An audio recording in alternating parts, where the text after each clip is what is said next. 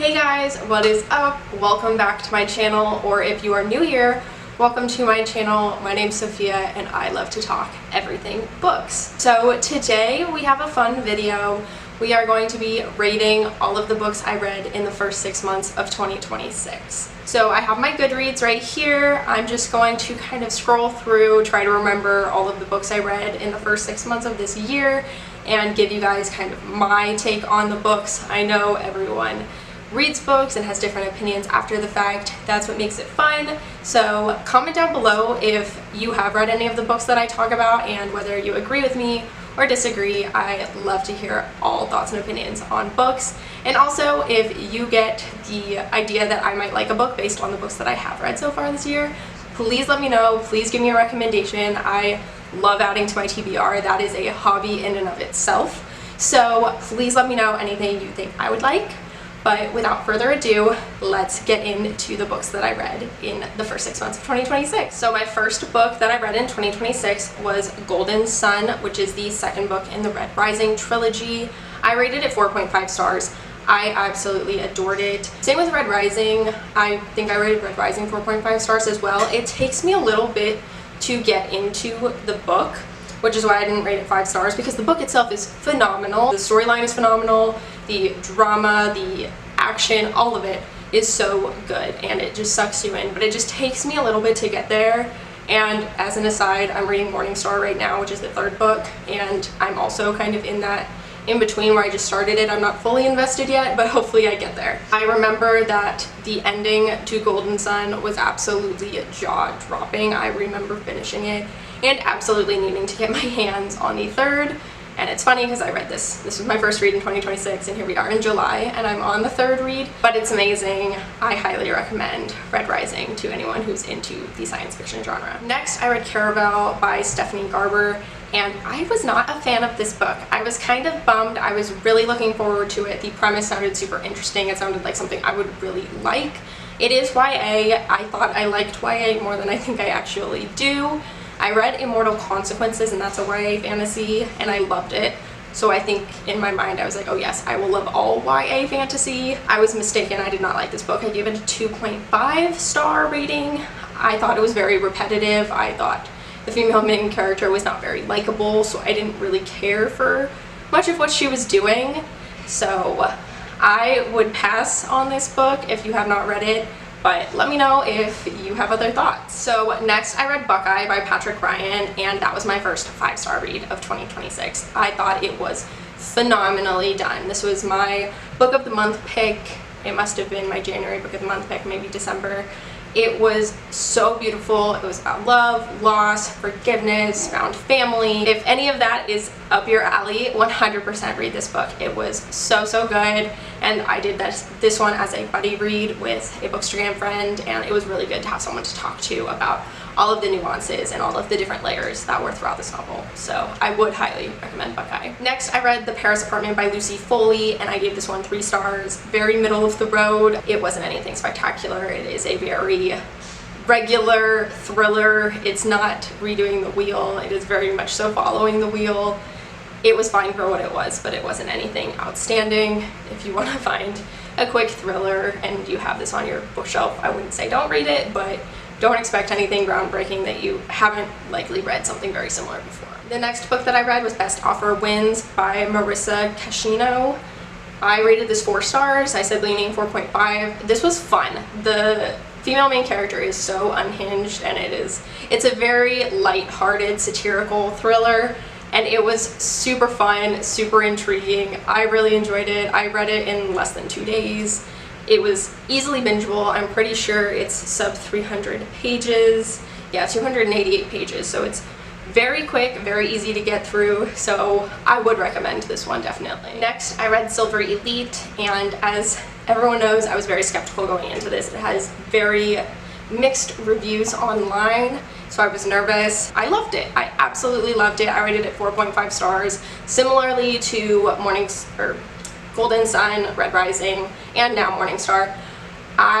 It took me a minute to get into it. It took me a little bit to be invested in the story and the characters, etc. But once I was into it. I was so into it. I have Broken Dove on my shelf. It is currently on my TBR for this month. We have not gotten to it yet, spoiler, but we still have about a week and a half left in this month, so hopefully we are going to get to it because this was a top tier novel. If you have not read it, I would 100% recommend it. It is dystopian, fantasy, romantasy, knocked out of the park. It was super good, so I'd recommend it. The next book that I read is The 3 Lives of Kate K by Kate Fagan. I rated this one 2.5 stars. I was not into it at all. I was very close to DNFing it multiple times, but if you know me, you know I do not like DNFing books. I really like to complete them, see how it ends. Even if I'm not liking it, I'm curious where the author was going, what their idea was, what the storyline is supposed to end up being. I know I could Google it, not waste my time, so to speak, but it doesn't hurt. I specifically said comparing this to Evelyn Hugo and First Lie Wins was a stretch. Apparently that's one of the blurbs. I am a huge Taylor Jenkins Reid fan, and this was nowhere near caliber of Evelyn Hugo or any of her novels for that matter. It was written fine, but I did not like how these characters were written. They were very, like, the main character was extremely unlikable, and while it was very female empowerment, the story was about these strong women doing difficult things, she was not likable. Kate K was not a likable person. I know people might disagree with me on this, but it seemed like the reviews for this book weren't all that great, so I don't think I am standing out all too much. It was not for me. Do with that what you will. I didn't enjoy it, and it was short, and I still had a hard time finishing it. Next, I read Project Hail Mary, 5 stars, amaze, amaze, amaze. It was super good. I was rushing to finish it before I went to see the movie. This is quite a long book, and it is rather sciencey compared to the movie, but it was so good. The movie did such justice for the book. They did a phenomenal job on the movie, and the book was phenomenal. I was so invested in Rocky and Grace's adventure, relationship, everything. It was 10 out of 10. If you have not read Project Hail Mary or seen the movie, I would recommend doing both, because both are phenomenal. So next I read A Funny Story by Emily Henry, and this was a 5-star. Emily Henry does no wrong in my eyes. She is such a phenomenal rom-com writer to me. She is one of my top rom-com authors. Rom-com is more of a new genre for me. I'm just starting to get into it, but she is phenomenal. She is so funny, she is so witty, the way she writes her characters, I just really like it. And they all feel very realistic. That is one of my gripes with the rom-com genre, just romance in general, is sometimes the situations or the storylines don't seem real and raw. For example, enemies to lovers, if it feels like a forced enemies, like, oh, we hated each other because he looked at me wrong and now we're enemies for life, like, that's not realistic. So it's really hard for me to get super invested because it doesn't feel real and genuine. Whereas all of Emily Henry's stories that I've read so far are very real and very genuine, and they feel like real people. So 5 stars, Emily Henry, funny story, was great. So next I read Ninth House by Leigh Bardugo, and I rated it 4.5 stars. I think my 0.5 star rating to not get these books to 5 stars is that point in the beginning where I'm not invested, and it takes 80 to 100 pages to get invested, which is unfortunate because that's, you know, a third of the book sometimes. But other than that, this book, I almost dropped my phone. This book was super well done, super well written. I was super invested in Alex's life. Murder, mystery, dark academia. It reminds me of the show Wednesday, the Jenna Ortega show on Netflix. It reminds me a lot of that show, and I enjoyed Wednesday, and I really enjoyed this book. I ultimately went and got the second copy, or second novel in the series, so I really enjoyed it. I would recommend this book to people who like the dark academia setting. It's on a college campus, there's a murder, trying to figure it out, there's some, you know, paranormal stuff involved. So I'd recommend if that's something that is up your alley. Next, I read Lost Lambs by Madeline Cash, and I loved this book as well. I was on a really good reading journey here. If you could tell, there were a lot of 4 or 5 star, 4.5 star reads in a row. This was another one. It was so funny. It was very unputdownable because everything that kept happening, you didn't see coming. It was, you think, you know, A, B, C, and then, you know, G just comes out of the woodworks, X comes out of the woodworks. Like, this author did a phenomenal job, and I'm pretty sure this was a debut album. I'm pretty sure this was a debut novel for this author, and she did a phenomenal job. I thought it was so funny. This was a book of the month pick of mine, and I would highly recommend this book to anyone. Very dysfunctional family situation, but very funny, very witty, very dysfunctional. A dumpster fire in the best way. Next, I read The Paradise Problem by Christina Lauren. This was my first Christina Lauren book, and I loved it. I gave it 4 stars. This was a good poolside read, very fun. I was super into it. Not a lot to say. It was a good fake dating trope romance book, and I think Christina Lauren, they, as you know, the duo of authors, they are also very witty, very funny. It gave Emily Henry vibes to me. It didn't feel forced. It felt very natural, very funny. I laughed out loud a couple of times. So I would recommend this book as well. Next, I read Every Sweet Thing is Bitter by Samantha Cruzen. This is an older book of the month book that I had sitting on my shelf, and you know, it'd been around for a while. I knew I needed to either pick it up or discard it, so I don't like discarding books, just like I don't like DNFing books, so I gave it a shot, and I rated it 3 stars.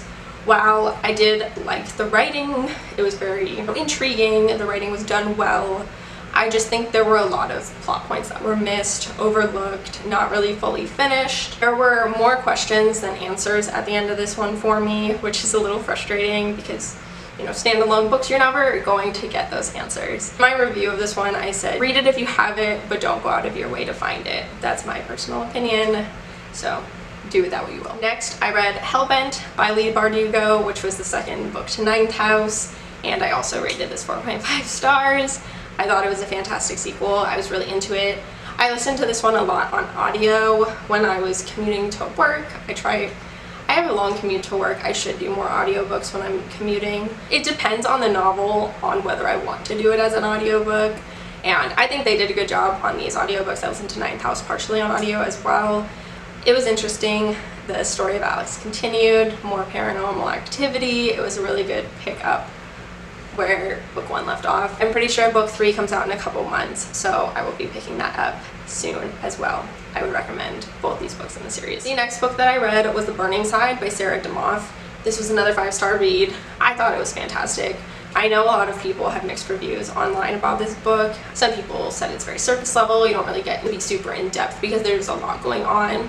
And while I can appreciate that view of the book, because that's true, there is a lot going on, there are a lot of characters, we get to hear from a lot of people about, you know, their POV of the situations that are going on, I still think it was done beautifully in my opinion. I thought the topics covered were very heavy but done well.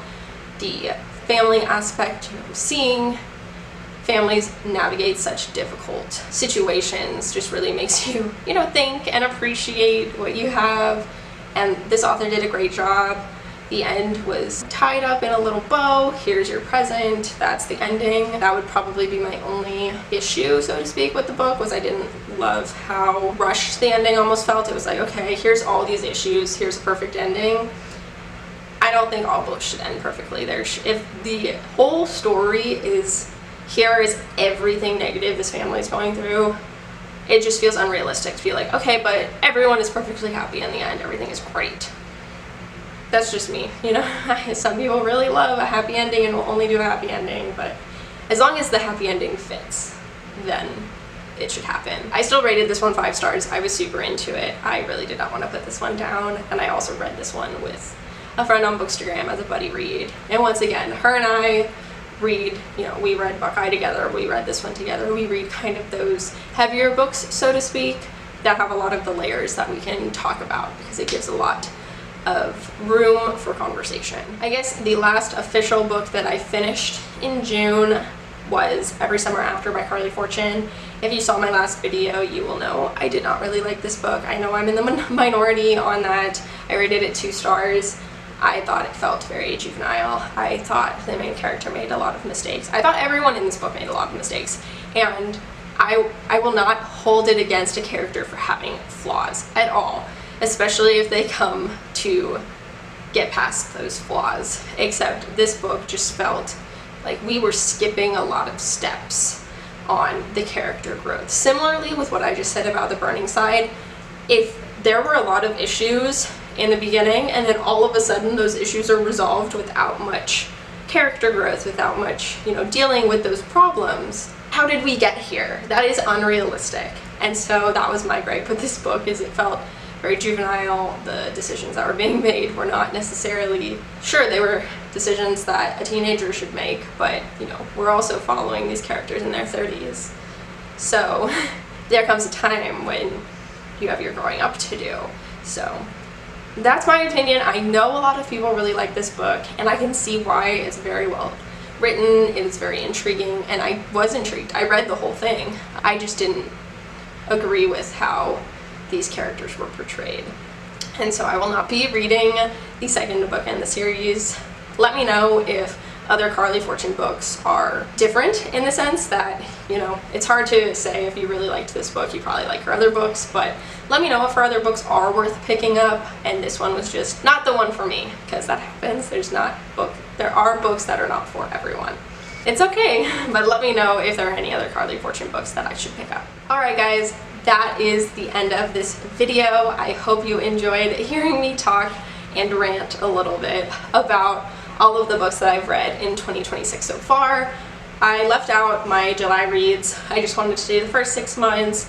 You can catch me in my next video where I'm going to talk about my July reads, and then at the end of the year I'll do a full year wrap up.